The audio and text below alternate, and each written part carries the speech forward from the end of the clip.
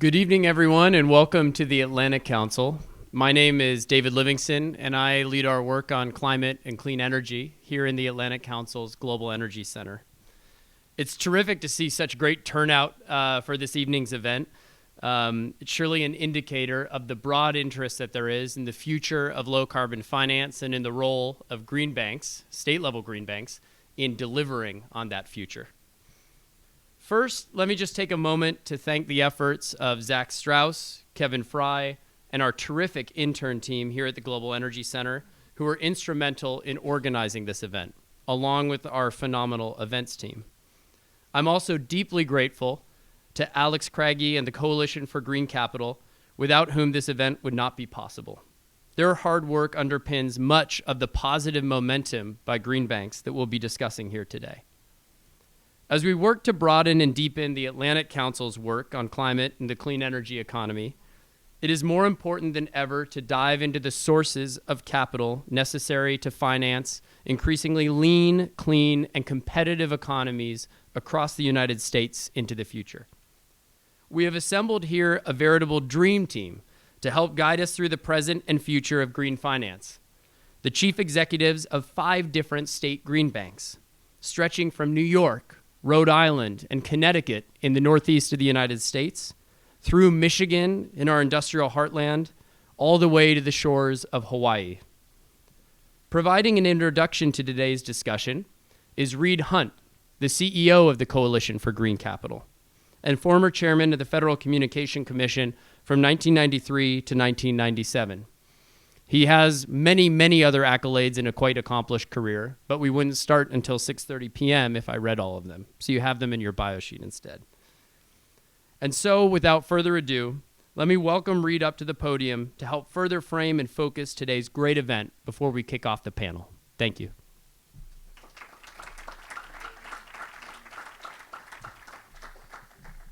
What a great group. You all really know so many things, and I hope I won't subtract from your body of knowledge too much. David, thank you for that introduction. When I was the chairman of the Federal Communications Commission, someone introduced me at a industry gathering. This is a true story. Read from the Washington Post, "I give you Reed Hundt, aloof and arrogant." And I went home and told my wife, who's a psychologist, all spouses of presidential appointees are psychologists. And I went home and said to her, they called me aloof and arrogant, and she said, "Honey, if you're arrogant, you're doing people a favor to be aloof." So anyhow, thank you for your introduction. So forgive me, but I'm going to just very, very, very quickly just race over a lot of history. Old King Carbon has been inextricably involved in the story of the industrialization of the global economy forever, right? The discovery of what you could do with coal, steam, how you could turn a turbine, electricity, all of these discoveries that have produced mind-boggling economic growth relative to all the other centuries and millennia of human history. They've all been driven by Old King Carbon. And year in, year out, about 2% of the global economy, you can look this up, about 2% of the global economy is dedicated to finding the carbon, oil, gas, coal, digging it out of the ground, putting it in some kind of container, shipping it somewhere, because the economics of coal, the economics of oil, and to a lesser degree, but now in today's day and age through technological breakthroughs, the economics of natural gas, they all are extremely appealing. The energy is contained with great intensity in relatively small volumes. It stores itself. You don't have to buy a battery. You don't have to buy a freezer, right? And it gets shipped anywhere in the world with an incredible global supply chain, and it's all going to kill us. And so we have to alter the most complex economic system and global network that's ever been invented. It's more complex than the internet. The internet's whole virtue is incredible simplicity, right? It is more complex than the mobile data networks that wrap around the world. Their virtue is also incredible simplicity. Technological standards can easily be adopted country to country. People can make phones. If you've been in developing countries, you've seen people assemble phones on the street from piece parts that they literally themselves are putting together, and they're just using the fact that there's global standardization. But when you come to King Carbon and his empire, you're dealing with the most sophisticated technologies that exist on the planet, including those technologies that use the breakthroughs in communications to discover what we call fracking, to discover where you can go to places previously, in previous centuries, unimaginably deep, unimaginably hard to find, and pull out these resources. So what's required here is that this almost $2 trillion a year in investment in exploration, extraction, and exploitation, that all needs to shift rapidly to a clean power platform. It's as simple as that. In this conversation, I will just touch on a few highlights. In the year 1992, my high school friend Al Gore said, let's make a movie about climate change. Nobody knows what it is. We raised about $200,000 to make this movie, and we got a film crew. We went down to Rio de Janeiro for the first Earth Summit. I had a drink with Bianca Jagger. I had a meeting with the chief of the Yanomami Indian tribes. Bianca Jagger is married to Rupert Murdoch. No, that's Jerry Hall. I get confused. That will be Bianca Jagger. Anyhow, there we are, and we're having this meeting, and while we're in this meeting, well, first we went to this rainforest and made a few minutes of the movie, which 15 years later appeared in a film called Inconvenient Truth.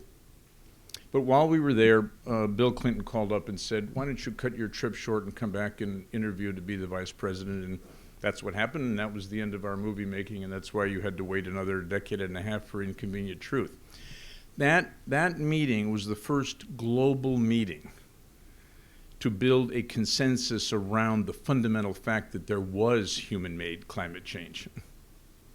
And since then, the rest of the 8 years in that century and all the 19 here, in those 27 years, the one thing that I think we can say pretty solidly now is there is a global consensus around the nature of the problem, around reality.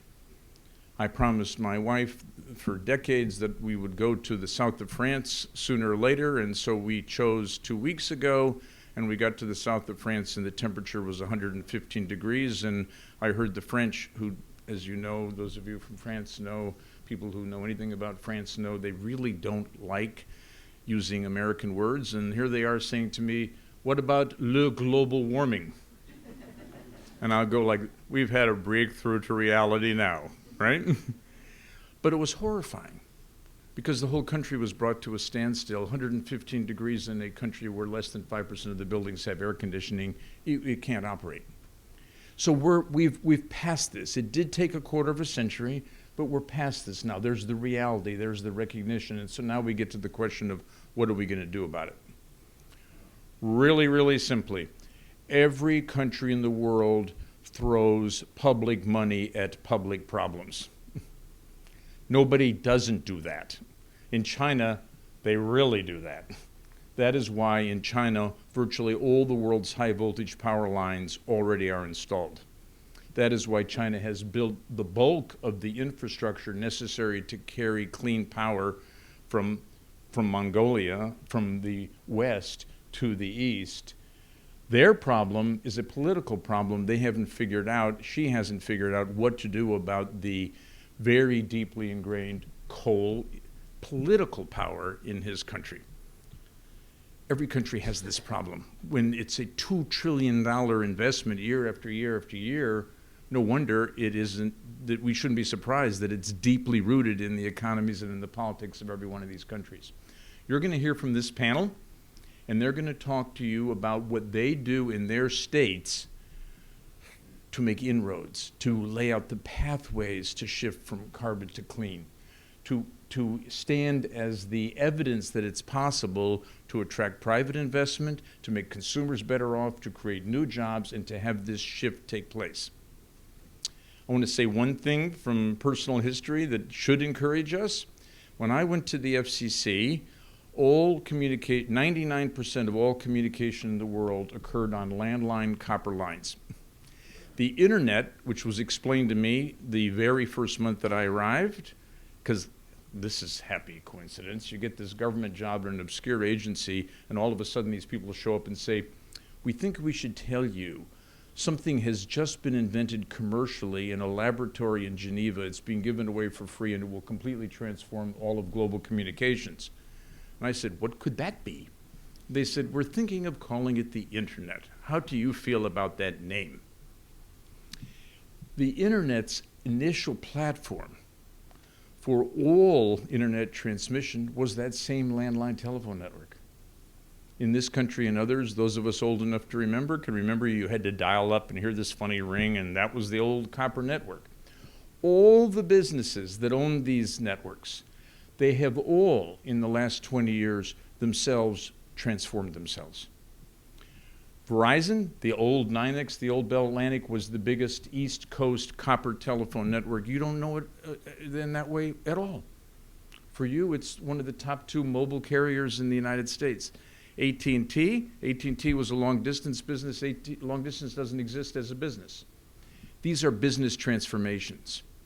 That's exactly what has to happen in the shift from carbon to clean. All these businesses in carbon, they need to move to being power businesses and energy businesses, and they have to have it be that the fundamental base is renewables, that the fundamental base can be nuclear, that the fundamental base is anything but carbon. And they know it. If you're in their boardrooms, they know it. So the job of the people on this panel is to help them find the way, to add some public money to private money. And here's the thing. In the great shift from copper to conduits that are fiber, from wireline to wireless, from the way that communications used to work to packet switching, in that great shift, it didn't matter that much how fast it occurred. In this case, if it doesn't happen preternaturally quickly, if it doesn't happen faster than the markets actually want, we're doomed. So that's why we need the public side to come in here, to expedite, to kick, to lead, to provoke, to propel, and you're going to hear the best propellers that I know coming up right now to talk to you about how they do it. Panel?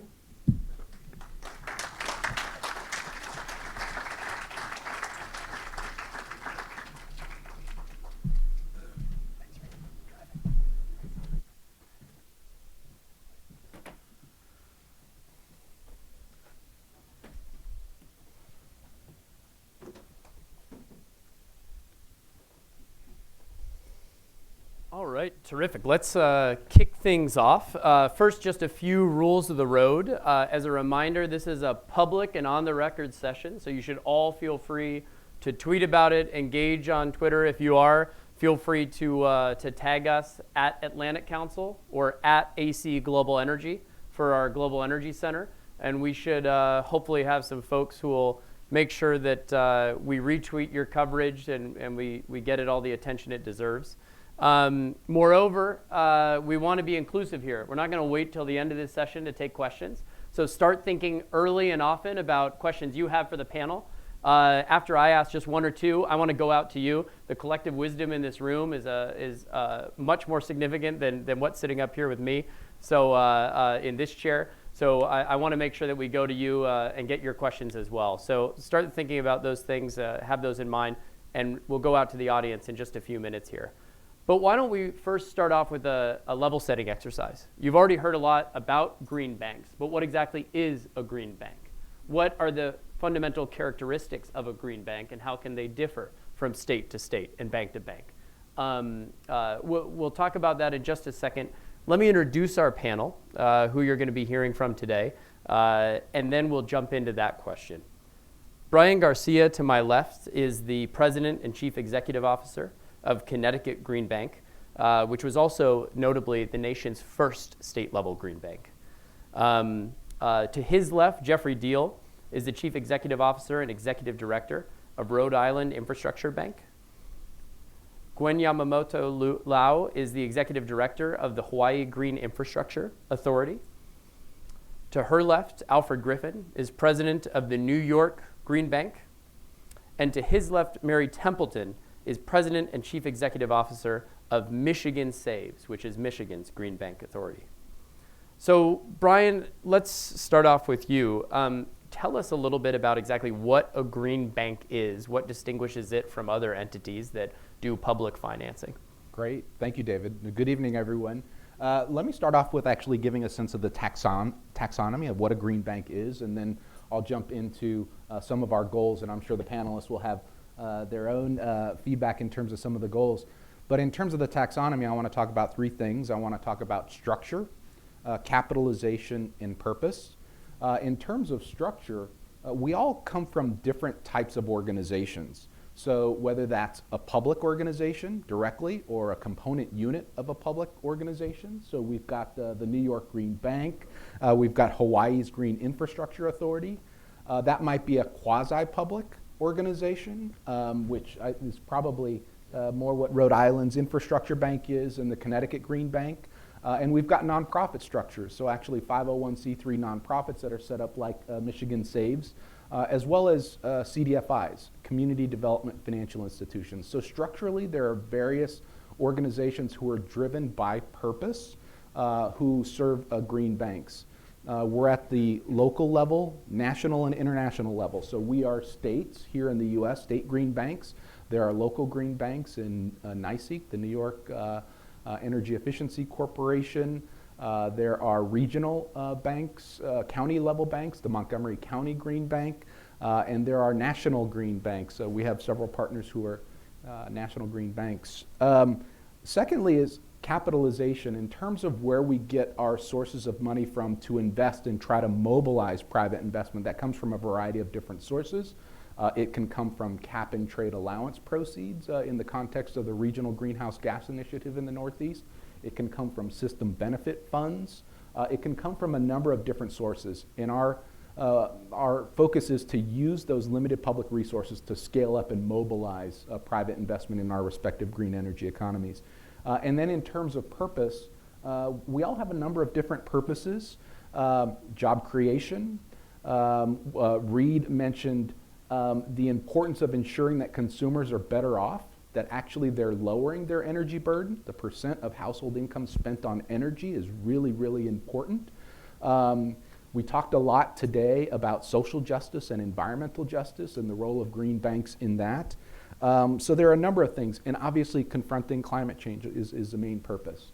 When we think about the goals of green banks, there are several. If you think about the need to mobilize quickly massive amounts of capital to address the climate crisis, you could look at a couple of sources in terms of the amount of that capital. The Center for American Progress says we need $200 billion a year. That comes to about $600 per person per year. The United Nations says we need $90 trillion by the year 2030 going into sustainable development. That's $800 per person per year. That's a massive amount of capital. So by us using public resources in a wiser way, we can unlock more private investment. But that's also to then create consumer demand for clean energy. So we need to make sure that the clean energy availability to consumers is actually lowering the burden of energy costs so that they want to do more and more of it. That will unlock their demand. So those are a few goals, and in general, the taxonomy of green banks. That's terrific. Now, as I noted, you were the Connecticut, the first green bank in the country. So maybe can you tell us just a little bit, and we'll go down the row here. Tell us a little bit more about your particular green bank in Connecticut and how it's shaped by the unique challenges and opportunities facing your state. Great. So back in 2011, through an act of bipartisan legislation, the Connecticut Green Bank was formed. We are capitalized by a couple of sources. System benefit charge. It's about $10 per household per year. That aggregates to about $26 million per year. We also receive regional greenhouse gas emission allowance proceeds, about $4 million per year. That's the carbon market in the Northeast, right? Exactly, Okay. exactly, northeastern states. So in aggregate, about $30 million. We turn that $30 million into $330 million a year of investment. That's our focus, is to turn those public dollars into a massive amount of private investment. But we focus on making clean energy more affordable and accessible to consumers by mobilizing private investment in our state's economy. Since our inception, we've helped mobilize $1.7 billion of investment in Connecticut's green economy. That's helped over 45,000 families and businesses reduce the burden of energy costs. Again, that's lowering their energy costs, making them better off, able to use those savings in other parts of their businesses or their families. We've helped create 20,000 jobs in our communities.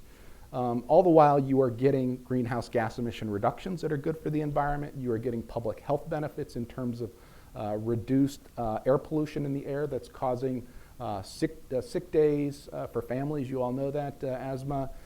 So we're actually helping improve public health as well.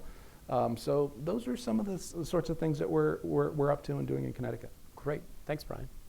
Jeffrey, what about Rhode Island? Thanks, Dave. Yeah. Actually, we may not have been the first green bank, but I think we're probably the oldest organization of all of these up here. We're actually celebrating our 30th anniversary this month. But we were set up originally as the Clean Water Finance Agency to manage the water state revolving funds that are capitalized by the EPA. And about 4 years ago, a municipal road and bridge program was added. And when the now Governor Raimondo was elected, she had been the treasurer. We're a quasi-public corporation. We issue bonds in the market. We're not guaranteed by the state. We're not a line item on any budget. But when she was treasurer, she was on our board. The governor appoints our board. They hire me, and I hire the rest of the staff. But the treasurer is also on the board. She knew the organization very well. When she was elected governor, and Treasurer Magaziner was elected treasurer, they led to institute a series of clean energy programs in the state. And they felt that the Clean Water Finance Agency made a lot of sense to house those, rather than recreate the wheel and set up a new agency that had its own infrastructure and personnel. And so they renamed the organization the Infrastructure Bank, tasked us with setting up, adding to that road and bridge and the water, municipal energy program, clean energy program. There had been commercial property assessed clean energy CPACE legislation in place. The organization that had been given responsibility for that had not moved it forward. We were tasked with setting that up as well as a residential PACE. We have set up the municipal and the commercial PACE. We've not done residential yet. We're a small state, so we're still moving slowly on whether that's the right solution to mobilize more funding into residential energy. We run a leverage program, so what we do is we make loans to, we were given some capital, some system benefit charges and RGGI funds for the municipal program. We do loans anywhere from $500,000 to $10 million. We bundle those into a package and then we sell that risk into the bond market. But we use our capital as also further credit support. 3 years ago we were tasked to do this. The programs are fully up and running. We did our first bond to leverage the municipal energy program last year. It was a green bond. It was not only rated AA, the same as the state, although we traded through the state in terms of rates, but we also got a green rating from S&P and got the highest rating of E1 and high scores for governance and transparency. And since the implementation of the program, we've saved municipalities $66 million in energy savings and maintenance costs. And that's taxpayer dollars that can go back into other priorities, education, public safety, other budget priorities. And our commercial PACE is really starting to take off. And we've saved small to medium-sized businesses in the state $8 million. And again, that makes them more competitive in their markets, in the global marketplace, and we've been very happy about that. So. Terrific, thank you. And Gwen, I will note that one of the stories I remember from the start of this year was the fact that Hawaii kicked off the energy year by approving the largest slate of solar plus storage projects at some of the lowest costs in U.S. history. So clearly, it's an interesting place in terms of the future of energy and the energy transition. Tell us more about the role that your institution plays in all of that. Sure, thank you. So challenges begets opportunities. And Hawaii is a beautiful place to live, but we do have our own challenges. And so one of it is we're in an island state. We are remotely located so far away from everyone else. We import some 97% of everything, including $5 billion of crude oil every year for our electric grid. And because of that, we are reliant on fossil fuels, and because of that, the state has very aggressive clean energy goals. I think we were the first state to have 100% renewable energy goal on the electric grid by 2045. And because of these aggressive goals, you see projects being approved as we move towards renewable. We also have a very high cost of living. If you didn't know this, we have a very high cost of living.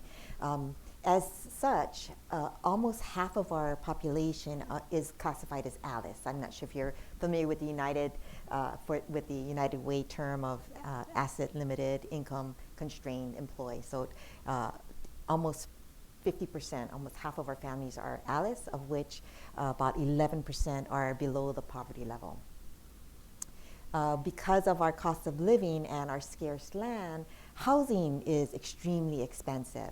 So the median price of a single-family dwelling on the island of Oahu is almost $800,000. It's $795,000, and it's no mansion. It's just a regular house that probably needs some repair. Because of the cost of housing, 43% of our households rent. They cannot afford to purchase a house. And renters, as you know or may not know, are excluded pretty much from clean energy, because what landlord wants to pay to install a solar system so that the renter can lower their energy costs? It just doesn't pencil out that way. Because of these challenges, HGIA was constituted by our state legislature we are a state agency. We're not quasi, we're not nonprofit, we're a state agency. To do two things. One is to facilitate the adoption of clean energy, and also probably because of our high cost of living and our culture and the feeling of ohana, and you're thinking, ohana sounds familiar. So I'll tell you where you probably heard it from if you watched Lilo and Stitch.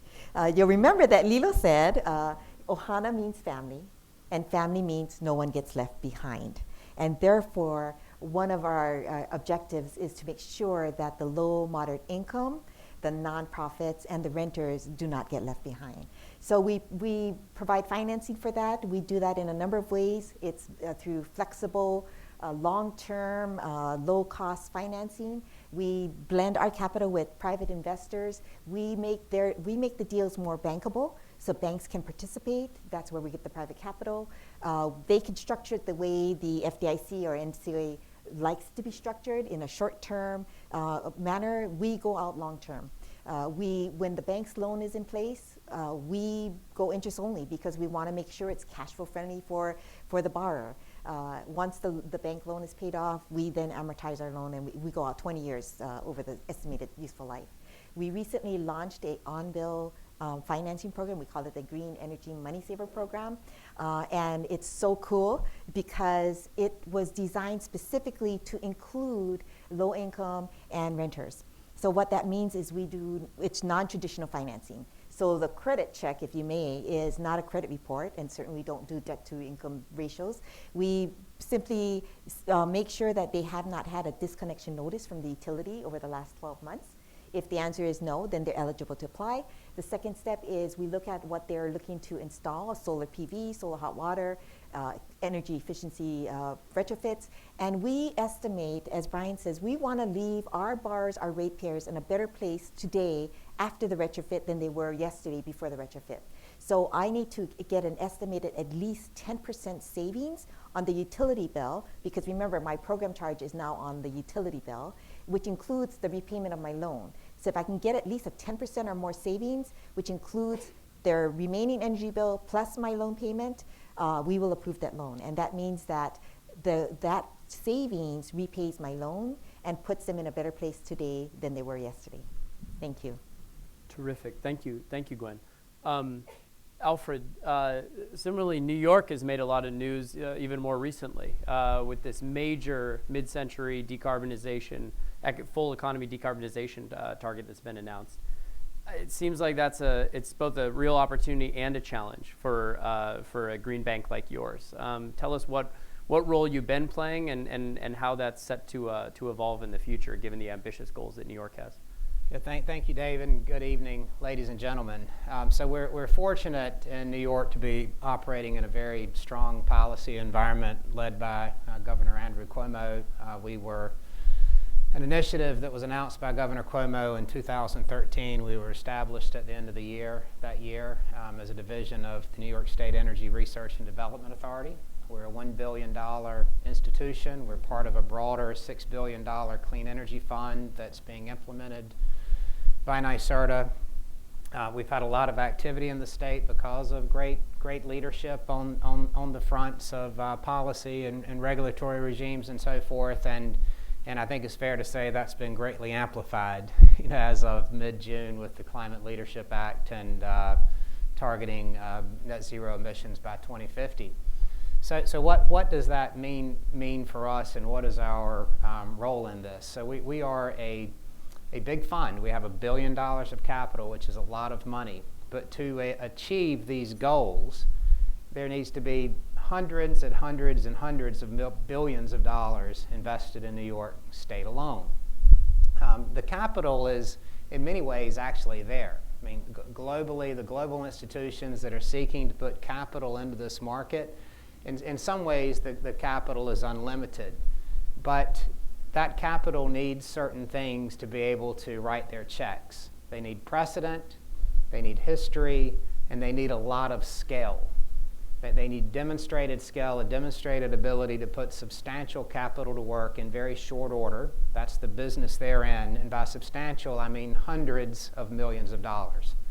It's much easier to get financing for a $1 billion offshore wind project than it is for a newly innovative business model around community solar for $5 or $10 or $25 million. So those are the facts.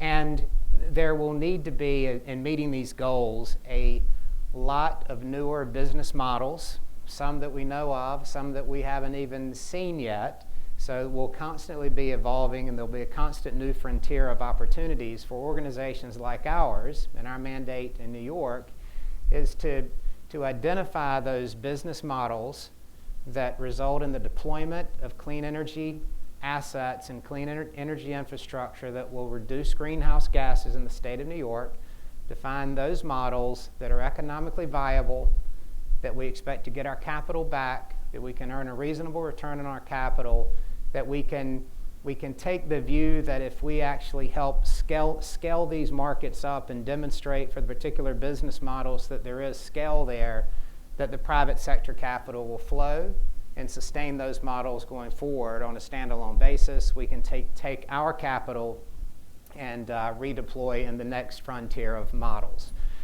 We've been investing capital since the fall of 2015. We've invested, as of March, $740 million of our capital relating to about $2.5 billion of total project value. We've already been repaid on about half of that. So sort of demonstrating that by taking this leading role and helping demonstrate scale, that we can actually crowd in private market capital.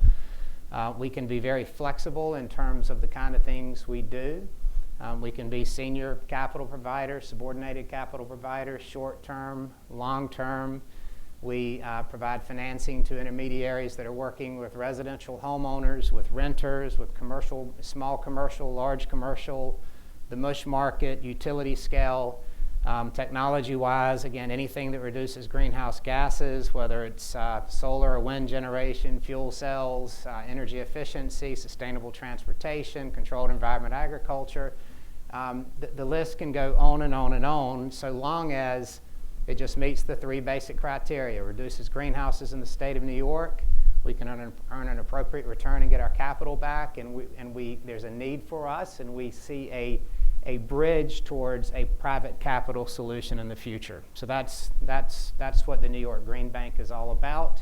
And our mission is to accelerate deployment of clean energy in the state of New York by overcoming financing barriers. Thank you. And Mary, Michigan is a unique economy as well, significant agriculture, a rich historical manufacturing legacy, but a state which has gone through and continues to go through significant economic dislocations and transitions. I'm curious, the Atlantic Council led last year a delegation chaired by our then chairman, General Jones, to Cleveland to actually look at another manufacturing economy there close by, to understand some of the challenges and opportunities facing an economy like that, and how you use public and private funds to help lean into the sectors and the growth opportunities of the future, particularly when it comes to energy and transportation. So I guess my question for you is, how does Michigan think about that, and what role does your institution play? Yeah. Thanks, David. Really good questions and observations about Michigan. Definitely, we've undergone so many transitions over the last several years. Michigan Saves operates a little bit differently than my colleagues here in that we are an independent nonprofit. Talking about transitions, we were formed after some energy legislation was passed in 2008. So that was the middle of the Great Recession. And there were basically no jobs to be found in Michigan. And so one of the reasons why this energy legislation was passed was to create an economy around the new clean energy economy. And so Michigan Saves was created with a grant through our Public Service Commission. And our purpose is similar to what everyone here has said. Break down barriers to people, businesses, municipalities, pretty much anybody investing in clean energy, leverage private capital, and reduce greenhouse gas emissions. And some of the benefits of that is to create an economy and the jobs that go along with that. So that was back in 2009.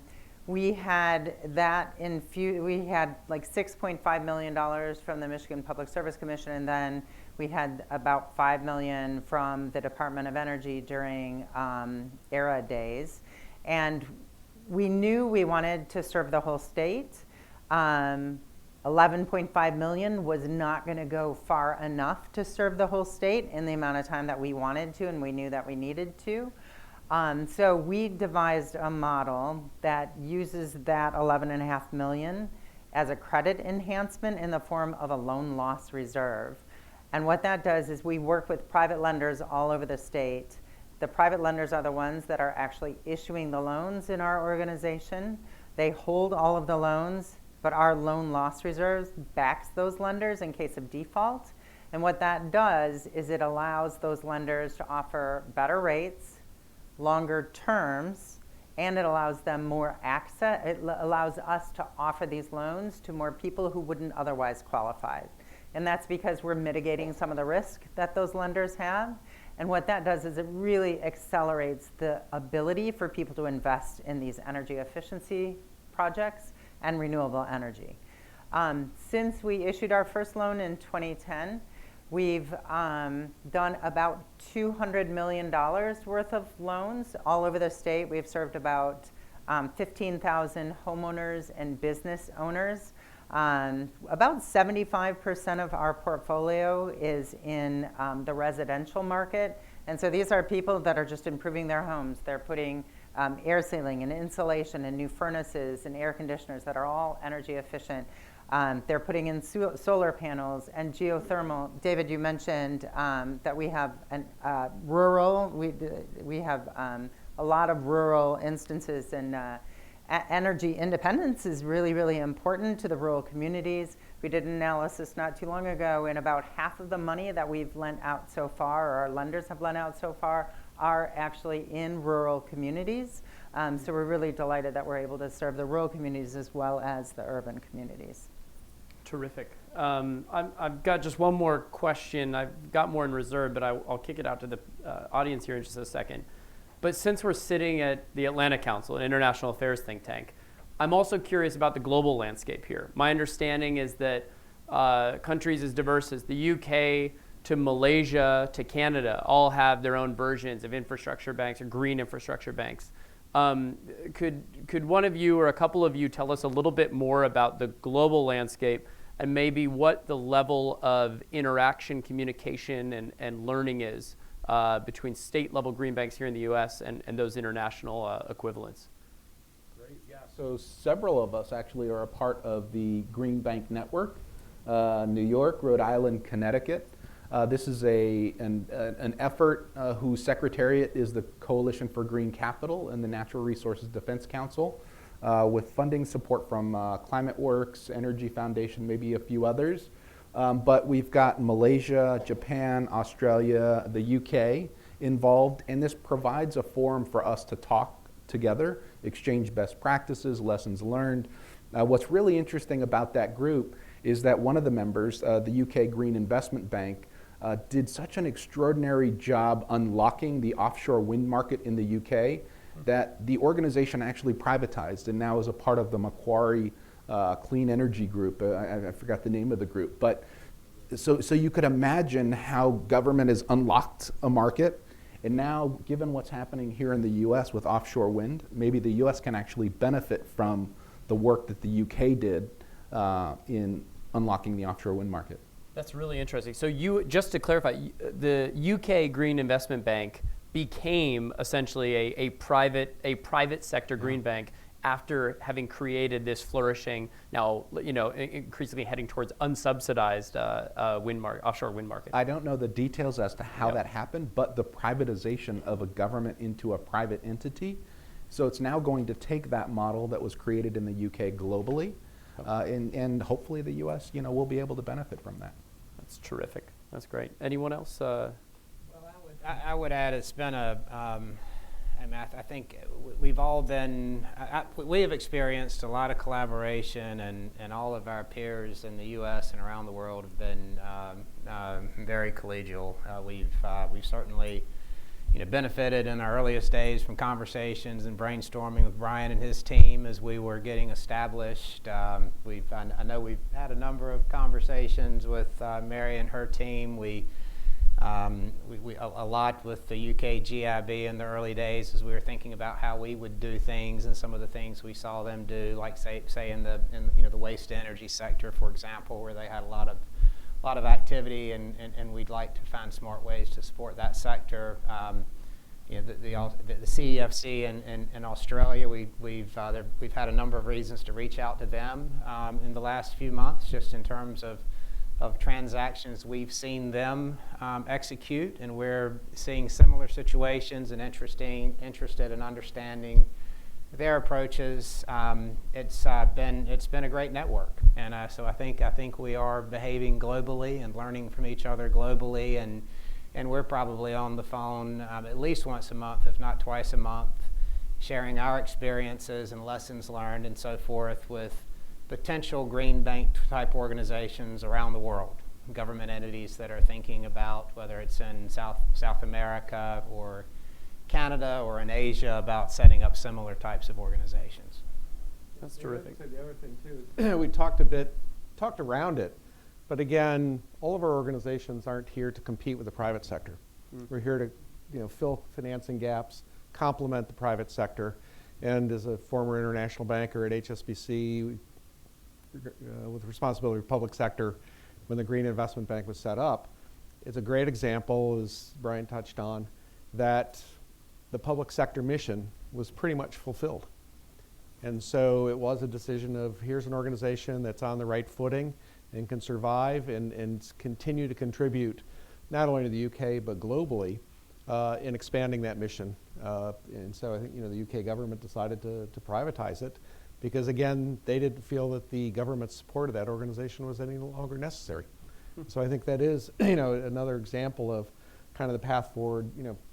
Alfred talked about it as well, as kind of going into a market, crowding in private sector capital, and then moving on to the next frontier. And I think that's a lot of the examples and experience of everybody on the panel here to date. That's great. That really gets at that distinction, the importance of consistently being crowding in rather than crowding out private capital. Let's take an initial round of questions from the audience. I think we're going to take a few in a grouping. So why don't we start right up here with James, who I hope will have a question on offshore wind that'll puzzle and stump the panel. Yeah, thank you, David. The reason why he mentioned he thought I was going to ask a question on offshore wind is I'm with the Danish Embassy, and I work specifically on offshore wind. But actually, my question isn't on offshore wind. It's a question to the entire panel, and it really derives from Reed's opening comments. And it comes from a sort of 30-year experience in the energy sector. One of the things Reed talked about is transitioning companies like Verizon, not sure if I said that right, Verizon, right? Verizon, thank you, and AT&T from the sort of the old copper cables to a modern telecommunications firm. And really, he mentioned that the role of you guys is to help transition the traditional energy sector to the new renewable low-carbon sector. And certainly in my personal experience in the last 30 years, I think if I go back 30 years, there was enormous hope in the early days that the oil and gas, the traditional firms, were going to be instrumental in this transition. And if I look back, certainly over the last 10 years, to me, the biggest bang for the buck has come from new startup companies. And I just wondered, from your personal experience, when you invest $1, are you seeing the biggest return from oil and gas companies, or are you seeing the biggest return from startups that are coming into this completely new?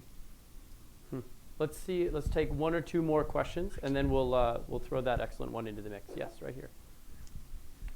So it seems like your programs and your investments are mostly focused on renewable energy or energy efficiency or just sustainability broadly.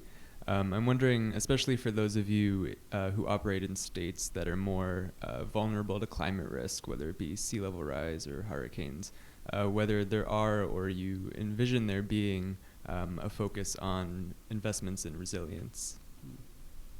Great. Let's take those two questions to start, actually. Two great different questions, one on the mitigation side and then one on the adaptation resilience side. I'm going to take the second one, if you don't mind. The Infrastructure Bank, we actually do, we're focused on both mitigation and adaptation. And of course, the ocean state, Rhode Island, has got a lot of risk from severe weather events, whether it's coastal or inland, frankly. There's a classic picture of a wastewater treatment facility in 2010 being completely inundated by flooding of a riverine flooding from significant rainfall, so not even sea level rise. The Infrastructure Bank also, the state's chief resiliency officer is actually one of my employees. He's the director of stormwater and resiliency. And one thing I didn't mention earlier is that this last General Assembly session, they expanded our authorities into broadly resiliency. Simple word. Just added one word to our authorities, but unlocks a lot of opportunity for us, whether it's expanding in our now somewhat limited energy investments, but also into other mitigation. We've also hired experts. We've hired a consulting engineering firm at our expense and made them available to municipalities so that they've got technical expertise and frankly, it's a little bit to the question on who benefits. But we've now provided an agenda-free advisor on energy to municipalities. So, as most mayors or town managers or heads of Department of Public Works, they're not supposed to be energy experts. But now they've got somebody there to help them decide how to prioritize things as well. And so, we've now are focused on putting into energy and resiliency into, frankly, everything we do, whether it's in the water space, in the road and bridge space, increasingly in stormwater management.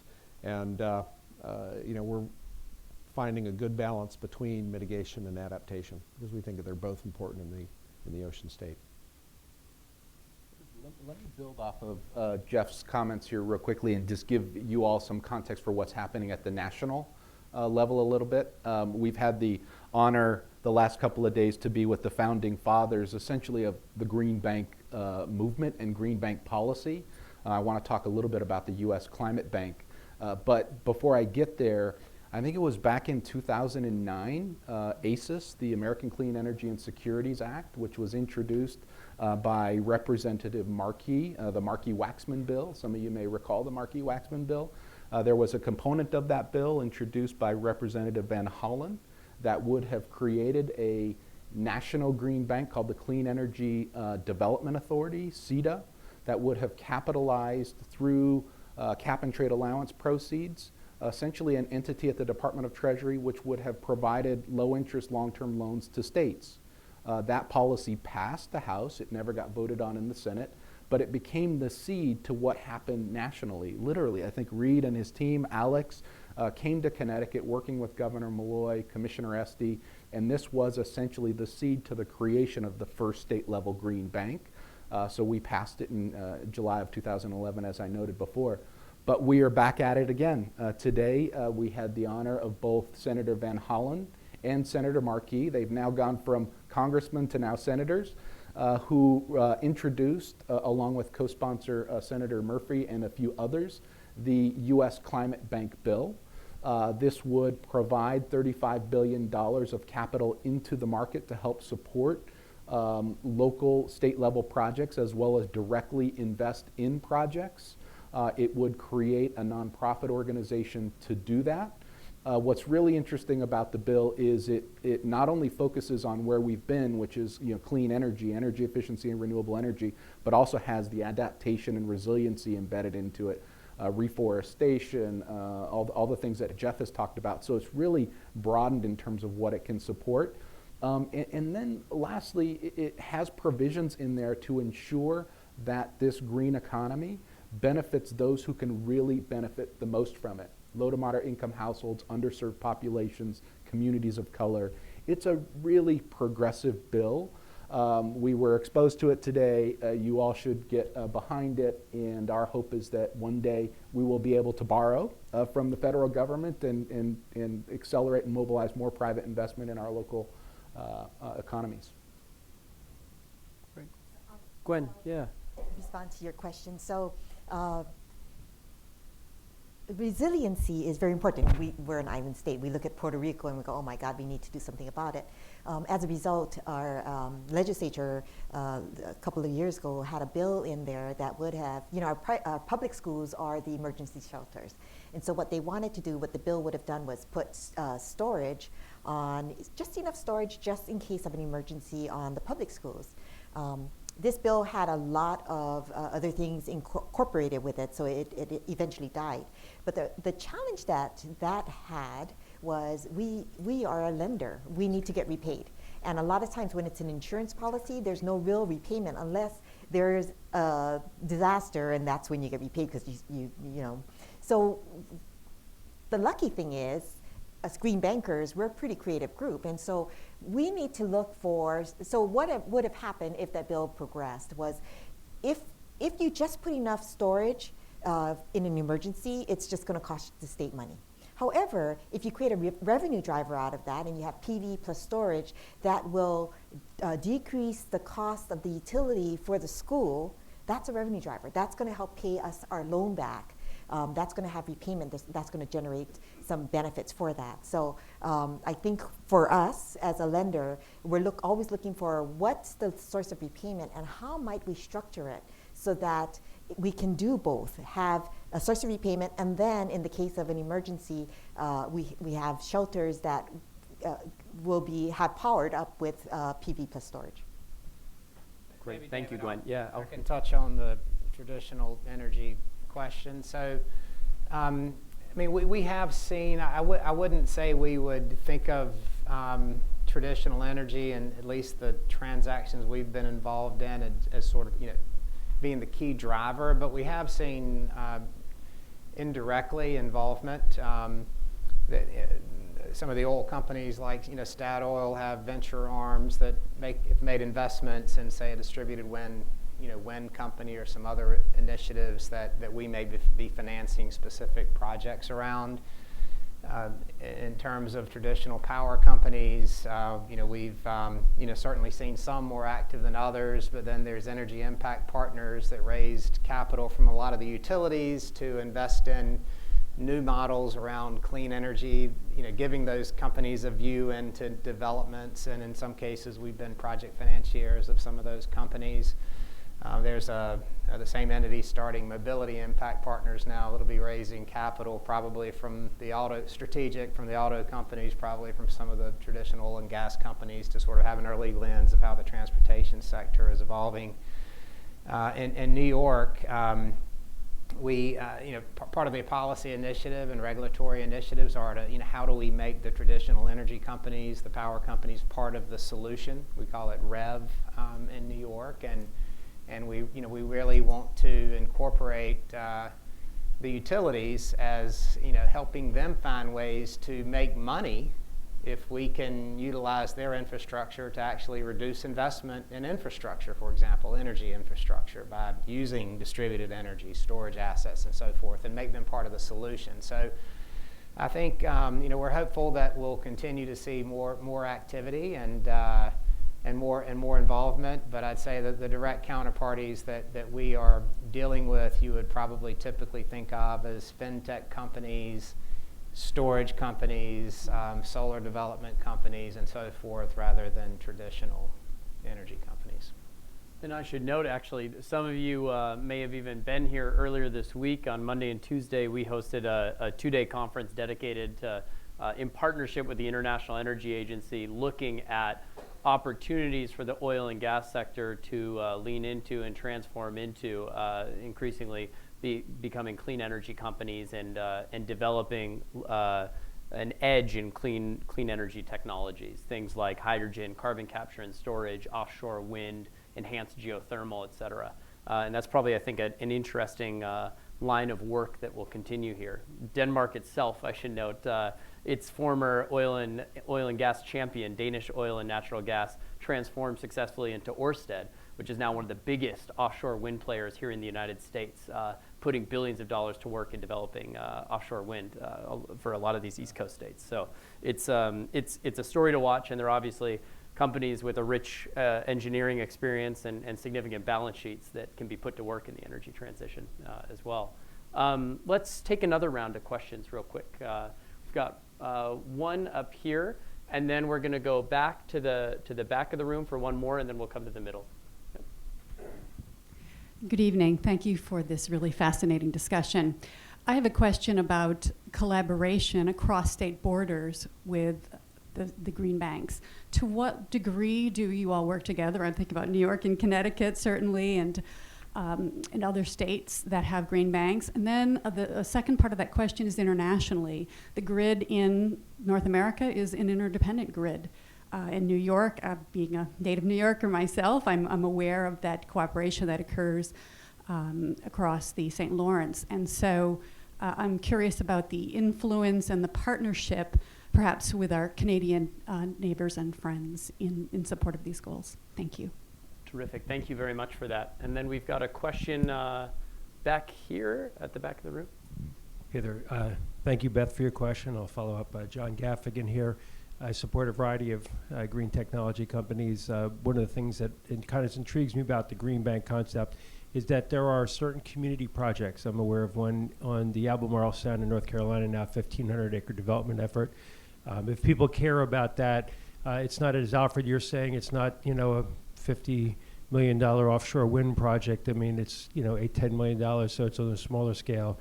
But it's to try to build an islanded community, if you will, of self-sufficiency and zero carbon.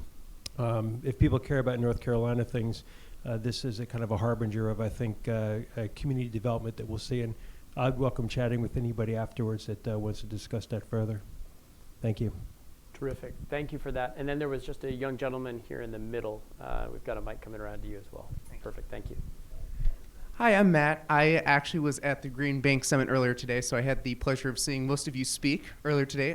One question that I had, and it has to do with cities in the U.S. So a lot of cities across the U.S. have announced renewable energy goals, and I'm curious, as sort of state-level organizations, if you've had cities within your respective states approach you with sort of asking for support in things that they're trying to do, and if not, what would you recommend to cities that might be thinking about it down the line to sort of best approach you and get the most out of the support that they could get? Three terrific questions. Who wants to take the first swing? Mary, shall we start with you? The collaboration question. I feel so grateful to have such a strong group of colleagues that we can pull on, and we learn from each other really, really well. I'm also really delighted that just recently the Coalition for Green Capital formed the American Green Bank Consortium. And so it's a formal organization that contains all of us and any other green bankers around the country. And the intention is to collaborate and to have our voices speak more loudly together. So super excited to be a part of that. And so events like what Matt might have been, it said today was it's the inaugural Green Bank Summit for the U.S. And so those are events that we can share best practices. We hear what each other are doing and we learn from each other. From a kind of on the ground level, an example I think of really good collaboration is between Connecticut and Michigan. We were both undergoing some technology improvements and looking to grow. And in order to grow, we needed to invest in some of our technology. And one of the things that some of Ryan's team and our team got together on was some technology to serve the residential market. And it basically puts together it's a communication platform between lenders and contractors and program administrators. And it cost each of us millions of dollars to get our first instance started, but we had outgrown it and we needed to automate some of it. So we joined together, we went for some grants, we got some grants, and now we are building a platform together that will serve both of our needs, and also it'll be able to be deployed to other green banks as they're initiated so that they can take advantage of that investment in technology and start from where we are now versus where we were like 10 years ago. Right. If I could just add on the Canadian front, we've certainly, I know on the policy front, my policy colleagues and the Canadians have regular dialogues. And on the Green Bank front, I've probably had at least a dozen meetings, conference calls with various entities within Canada that are considering initiatives like the New York Green Bank. And our preference for a plan going forward is if there were an entity like that and there were certain market actors that were, say, working in upstate New York and across the Canadian border, that rather than those actors, those developers or ESCOs having to go do a separate deal with the Canadian Green Bank and a separate deal with the New York Green Bank, that we could have an approach that we are both investors in a single deal with our capital being proportional to the assets being deployed, because part of what we're trying to do here is scale and standardize and do things in the most seamless fashion possible. So that's sort of our view in terms of working with Canada or other states, is to try to really take that approach to work with the other states for a single capital solution. Excellent. Gwen, do you want to come in on any of those? Yeah. So, one of the things that I'm so excited about that legislation that was introduced earlier this week is it will, if passed, provide funding for green banks like all of ours. And we were initially capitalized with a $150 million green bond. We've got $34 million left. And so we're looking for new funding. The other thing is we have a $50 million revolving loan fund for state agencies, but to the gentleman's question, we're not, that it doesn't include cities. We have Nick Henner in the audience.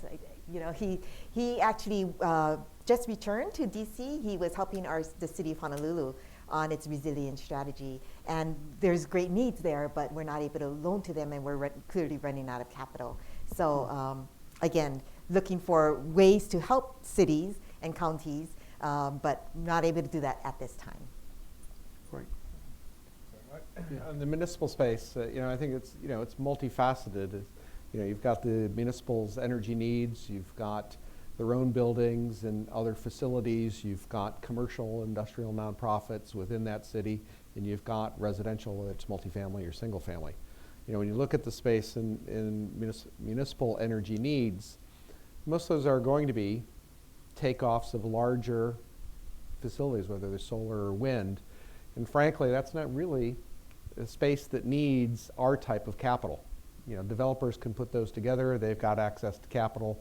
It can be done at a very efficient manner. Municipal buildings and other facilities, athletic fields, street lights.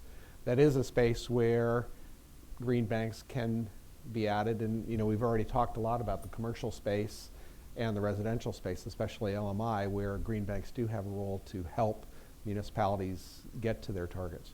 Yeah, I would say that anyone that has a New York nexus and is with a municipality, and there's something we can be helpful with, we'd love to do it. I mean, we have had conversations with cities around switching out LED lights, financing that for them, and having our capital repaid based upon savings over time. We were very eager to do that. It turned out that the utilities actually, at the end of the day, provided a solution there, so it was a good answer for the municipality. We've also had conversations with municipalities about being the lessor on fleets of electric buses as demonstration projects, because as you can imagine, the traditional lessor industry, unless there's a lot of history in terms of what the residual value is for a bus after 5 years, the residual value they're going to give is zero. Now, we don't know exactly what it'll be, but it's something greater than zero, so we can do our homework, take a bit of a view on that, give some value, meaning that the lease payments can be less, making it a better value proposition for the municipality. So I think there are these opportunities that will come up, and I think we would all encourage anyone in that world to reach out to us. If there's anything you're trying to accomplish, we'd like to hear about it and see if we can be helpful. And maybe let me just add that as green banks, we are inspired by each other, not only at the state level, the national level, and the international level, but also at the city level. We are in the District of Columbia, where Mayor Bowser created the DC Finance Authority, which is effectively the DC Green Bank. Several years ago, when she talked about that policy, she talked about the importance for how mobilizing more investment in DC's green economy was all about inclusive prosperity, ensuring that low to moderate income underserved market segments would be represented in this economy.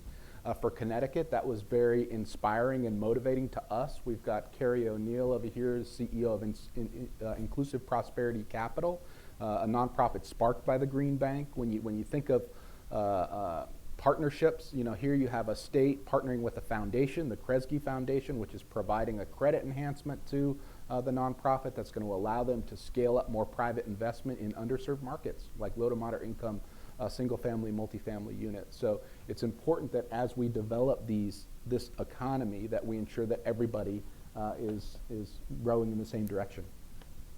Great. I want to, we'll go out to the audience again. I just want to do a quick lightning round, wake everybody up.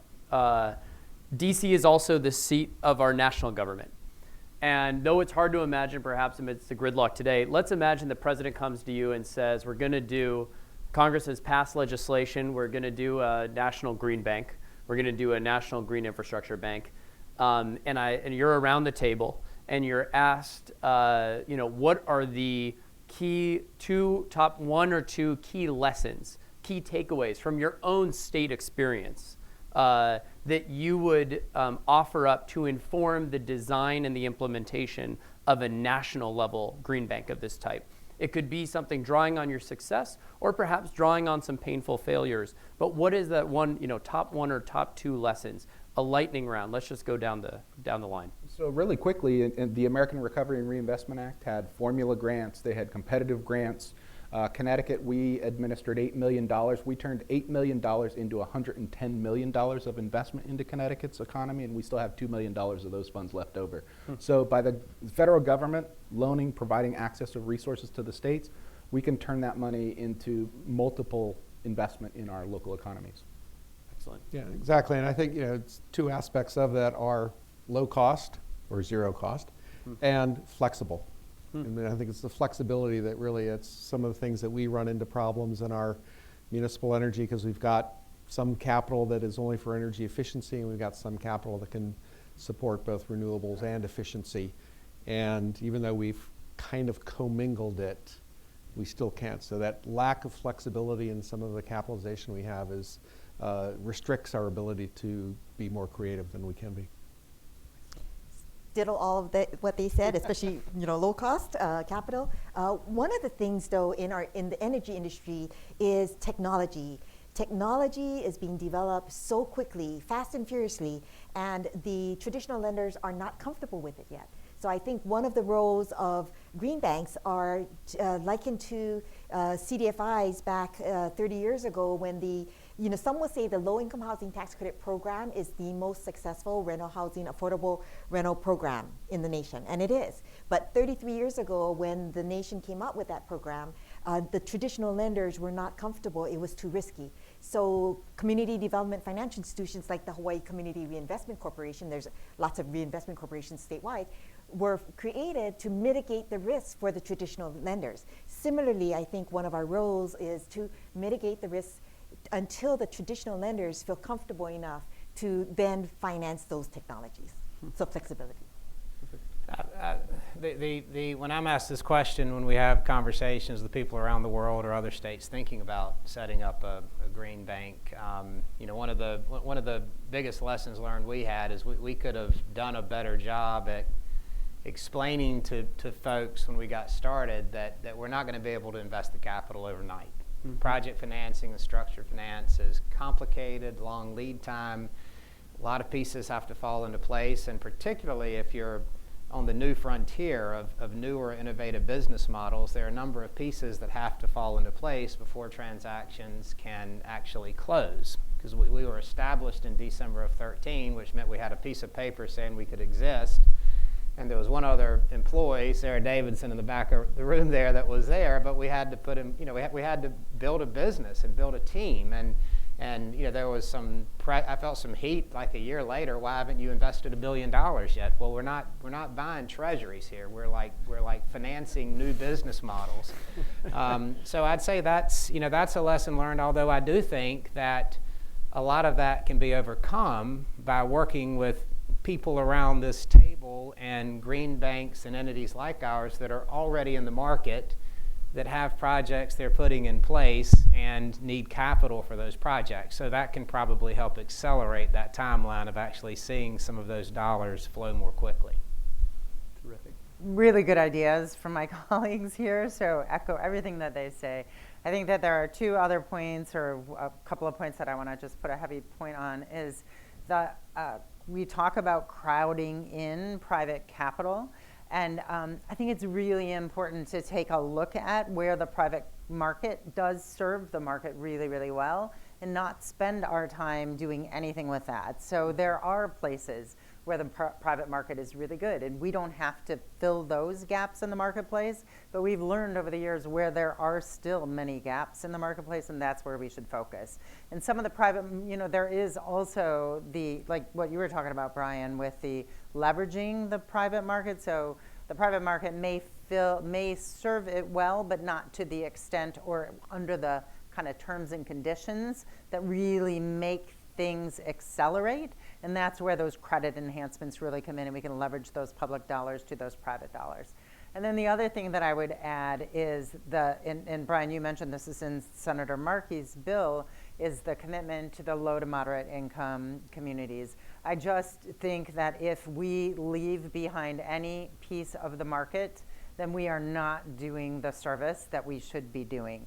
And underserved markets need to get the advantages of a clean energy economy, and we have not served that well in the past, and I think that all of us are really committed to making sure that low to moderate income communities are served as effectively or more effectively than anyone else. And certainly that's also an investment in the bank's own political resiliency as well, right? Many times you're having to exist and persist and sustain across different administrations of different parties of different priorities. But if you can show that you're cash flow positive and that you're addressing some of the most underserved communities and citizens, it's hard to make an argument against continuing your bank or your program. Let's go back out to the audience. Looks like we've got a question right up front here, and then we'll swing over to the other side with a question right up front on this side. And again, please identify yourself and your affiliation as well. Janine Fennell, Leaders in Energy. Couple of questions. I was wondering, do you think we need green energy banks in all the states of the union? And then I'm thinking about D.C., and that's more of a city bank, and then we got Montgomery County, which is county bank. And then we have the federal initiative. I'm just, curious to get your thoughts as to the wonderful work you're doing, the states being a laboratory of democracy, whether we need one in every state. And then I guess just secondly, with the presidential election coming up, we're hearing about a number of candidates are really trying to move us towards a greener economy. Elizabeth Warren has a $2 million green manufacturing initiative. I was just wondering if there was anything on the horizon coming up with the presidential election that concerns green banks and how that can be accelerated. Thank you. Terrific question. And then let's go over here. Yeah, Josh Foster from the American Society of Adaptation Professionals. Are you bundling either projects or financial mechanism as a way of scaling up your scale up to higher levels of finance? Great. So we've got a question on project bundling, and then essentially two questions. One on consolidation, or let 1,000 banks bloom, and another on how this fits into the nascent presidential campaign discussions. Who wants to take one of those three? Well, yeah, Mary, let's start with you. Mary. Okay. This is a personal opinion. I think allowing 1,000 banks to bloom is really great. The National Climate Bank bill that Senator Markey introduced would fund state level, county level, city level banks. So the intention is not to have a national bank and not have the other players in the marketplace, which I think is a really, really good way to go about it. However, the national bank would be allowed to finance some projects and some specific, it would have financing capabilities as well. So I think it's a really good way to do it. I think with more funding, you'll see more banks, more green banks spin up. And I do think that, and we're already seeing this per the conversation that we had today at the summit, some are expanding their footprint, right? So they're going from a state to a more regional and then even to a national level. So I think you're going to see a lot more growth in that marketplace. And I think that's just a beautiful thing, because more opportunities for more financing just means more work is going to get done. So in Florida, they are expanding the SELF program is expanding regionally. And then Brian mentioned Inclusive Prosperity Capital, which is a spinoff, a nonprofit spinoff from Connecticut, and they are expanding nationally. And then the New York, Alfred, the NYSEC is expanding beyond New York City as well, right? Yeah, Am I missing others? Yeah, separate entity than ours, but yeah, they are starting to do some things out of the state even. Well, I think the other thing too is there isn't a cookie cutter approach. We've got five people sitting on this stage, all of which have a different model. Mm-hmm. And when you look at PACE as well, commercial PACE is different in Rhode Island, that administer different in Rhode Island than it is in Minneapolis or Ohio or Texas or Connecticut. And so you've got a lot of different approaches that are all being successful in moving the needle. And so I think that we'll continue to see, if there's a great need in Washington, D.C., then they'll have a model that's going to be different than other places. And Maryland, we had 3 different people from Maryland, I think most of whom are here tonight in the audience, all approaching a different sector and in a different way. And so I do think there will continue to be a variety of models out there that can be applied and be useful in terms of, as I said, moving the needle on this important project. I think this whole notion of locational scale is really, really important, because the more local you go, the more you understand the challenges of what's going to make that green economy work. And that's helped us as states understand how we can programmatically design things to serve certain populations that we may have missed had we not had the local kind of insight. So I think, to Mary's point, we're going to see this unlocking of different innovation by having local all the way to state and national level green banks. And that's good, because the more solutions we have, the more we can drive investment in those solutions. I think we learned today in terms of the Democratic presidential debates that Senator Bennett has proposed $1 trillion national green bank. So that's a part of the discussion. Governor Inslee from Washington has a $100 billion green bank proposal. So I think these Now that we have the climate bill, the climate bank bill, we're going to start to see in the climate discussion and debate what the role of a green bank can play in terms of helping us address these problems. And it's an arrow in the quiver, but it's an important one to help mobilize and drive more cash flows. I think it was if you look at the Paris Agreement talks about three things. It talks about mitigation, adaptation, and the need to mobilize capital to address mitigation and adaptation. So it's fundamentally a part. Part of the challenge as well is the source of capital for really all of us, except for your new venture, Alfred, is local. Right? So capital that's generated in Rhode Island, there's a reluctance to invest in Connecticut or Massachusetts because it's capital that's been generated by either ratepayers or taxpayers or whatever in a locale. And so it makes it a little bit more challenging to develop more regional approaches. But as we bring in perhaps federal capital into this, we may also see an expansion from that city, county, state to perhaps more regional approaches as well, because there's less need to keep capital within a certain place. In sectors where your banks are active, have you noticed or documented any uptick or increased interest or flows, let's say, from foreign capital that wants to come in? Let's say international capital pools that might have increased or enhanced interest in a technology set, in a sector, a part of your state, by virtue of the fact that they see the role that your green bank is playing. They, and they find that attractive. They want to slipstream behind that or piggyback on it. I would say we're starting. Rhode Island is a small place, so we're not going to be the first place that large international capital flows start. But anecdotally, I'm starting to get more inquiry, to me personally, from a variety of sources of capital, both U.S. based, Rhode Island based as well. Whether it's the union pension funds that are looking and saying, well, wow, we'd actually like to start investing in the projects that you're doing. But also, my past contacts in the international market starting to get more inquiry as to what we're up to and how that might work. Terrific.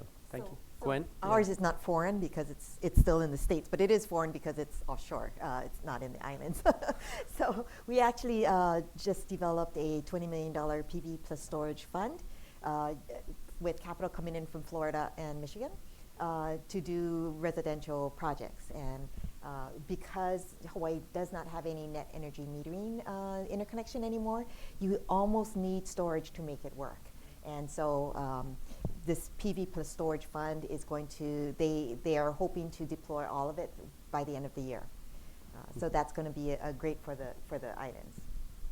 I think this question, David, also ties to the question here around bundling. If we're talking about international institutional pools of capital, I know it sounds like I'm a broken drum, but it's scale, scale, scale. Mm-hmm. If there's substantial scale and ability to invest substantial capital, and if it's smaller transaction size, a bundled pool of those assets, the capital for well-structured transactions will flow. And yes, we do we do intentionally, and we've got several examples of having accomplished this. Warehousing, aggregating portfolios of similar types of assets in a standardized way, structuring those in a way that we expect when we achieve scale that institutional capital will want to invest. We've been refinanced out a number of those transactions, including from international parties. And we're also having conversations based on an announcement by Governor Cuomo about a year and a half ago of us raising private capital at the portfolio level where investors can invest substantially in our portfolio. And a lot of those conversations are international institutional capital based as well. To your question about the pooling, that is our model in municipalities. So, we may do a $5 million loan to City of Providence, but that's a new lighting and radiant heating in a maintenance facility. It's new lighting in the town hall or city hall. And so we have a number of small projects within a larger loan, but then we take a number of those loans together and we pool them, and then we effectively monetize that into the tax-exempt market. So again, because we're accessing tax-exempt, we're not getting that international investor into those transactions because the yield's much too low. But again, what we're doing is we're also not only providing below market finance to drive more of these projects forward, we're also reducing the cost of transactions. So Providence doesn't have to get a rating for a $5 million transaction. They don't have to pay bond counsel. They don't have to pay other expenses, printing of a, offering circular that's this thick in the municipal bond market. We're doing that because we're taking all these smaller loans that we're making and going out and doing a 20 or 30 or 40 or $50 million bond issue and reducing transaction expenses as well. And so creating that benefit of bringing more investors because they're looking at a larger transaction as well and much more liquid. Terrific. Thank you. Believe it or not, we've come to the conclusion of our allotted time for this event. I'm sure there's no shortage of more questions that could be asked. I'd encourage that for those that don't have to rush off, we can take this out into the hallways and continue the conversations there. I personally can say I learned a lot from this event. I learned a lot from this conversation, and so many of the themes actually that arose from the questions and the answers seem to come back to what I would call green bank federalism. This balance, this very difficult but important balance to be struck between the essential nature of scale in this in this sort of sector, balanced against, of course, that need to be close to the needs of your citizens in your economies, to understand what the fits are, where capital needs to flow to what sectors, in what sequence, and when it's time for those companies, those sectors, those projects to grow up on their own. It's a balance that I'm sure you will continue to be working to strike correctly, and I know that many, if not all of us, will be watching you closely, rooting for you, and learning from you for years to come. So thank you for joining us on this panel. Please thank me for joining all the heads of these green banks here today.